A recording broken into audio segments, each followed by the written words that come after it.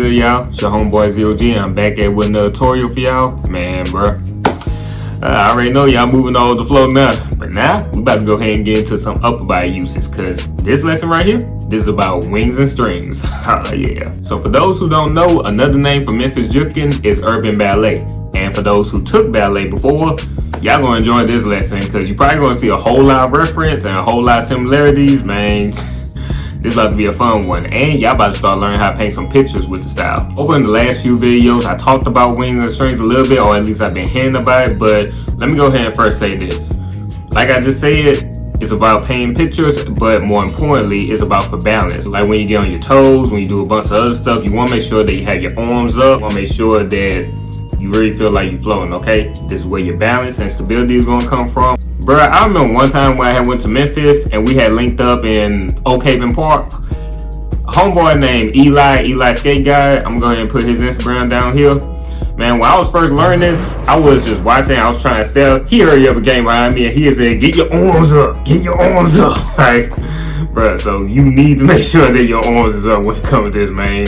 Or else it's gonna feel like a whole lot of weight is down and you pretty much gonna feel like a cinder block, like trying to move. Let's start with wings. Wings, that's where your stability and your balance come from. Whether you get on a toe stall, or whether you do a spin, or whether you do like a whole bunch of stuff, that right there is gonna keep you from falling over, tipping over, and it's gonna make you like pretty much seem weightless. The concept of wings primarily comes from different ballet positions, and I highly recommend hitting Tarek Moore, Daniel Price, or like a whole bunch of Memphis OGs.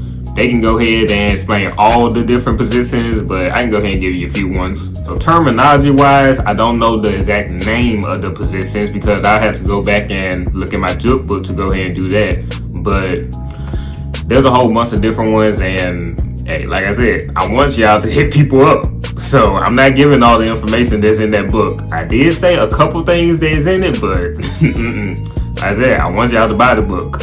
Alright, so a few basic wing positions is having your arms forward and just tucked.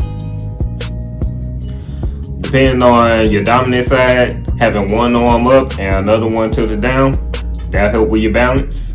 Or, like my ballet people love, having them both up.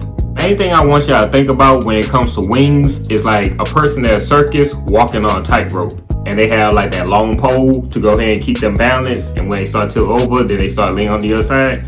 When it comes to your arms, that right there is what I want y'all to think about. That's the main thing I think about when it comes to that. Okay, now that we just covered wings, we're gonna go ahead and move on to strings. Wings create strings. And when it comes to strings, I remember reading a book that I had found online when it came to Jookin. A reference that they had called it was puppet Jookin. It was like a small pamphlet that was like about, I think like 50 something pages, between 30 to 50 something pages, but yeah, I remember that. I still have it on my phone, I think, but yeah, I'm not including that. Y'all gotta find that. But anyway, when it comes to strings, yeah, puppet Jookin or like a puppeteer with a whole bunch of strings, that's the biggest thing that I think about when it comes to that. Because in correlation with your legs, you go ahead and have your arms to go ahead and help you paint pictures or really assess like what it is that you're doing. Like, it really creates a whole entire image when you incorporate your upper body. Okay, so you got three basic concepts when it comes to Jookin and strings. So you got some pointers, you got palms, and you got claws. Alright, so let's start with pointers. Pointers, they pretty much, in my opinion, the most technical of all of them. Like, when you use pointers, it's like you really pointing in a direction that you want to go, but you want to make sure that it follows. You don't want to just go pointing all over the place as if you popping a whole bunch of bubbles or something. Like, you want to make sure that the image that you try and create really correlates to what it is that you're doing when it comes to your steps.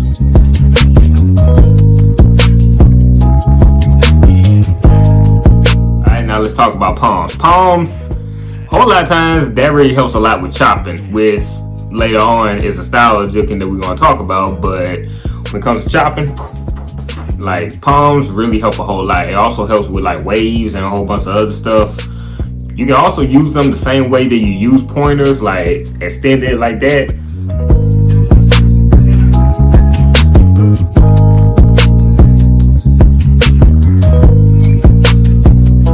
also feels like you're more relaxed when you're using palms versus pointers. Like, you need to use energy to go ahead and keep your hands like this, but when you have them just relaxed like this, then you can go ahead and just like go with the motion more. And again, I thank Eli for that one, because one big tip that he gave me when it came to using palms versus pointers back when he was teaching me bounce notes and everything via Instagram, he had told me to unball my fists, because it really does tension your muscles up and you do get tired like a lot more faster. Okay, so last one, let's go over claws. Claws, real talk, when it comes to that concept, I think about telekinesis. Like, I'm trying to grab and I'm trying to pull something up or like something like that, then move it this way, move it this way. I think about having telekinesis.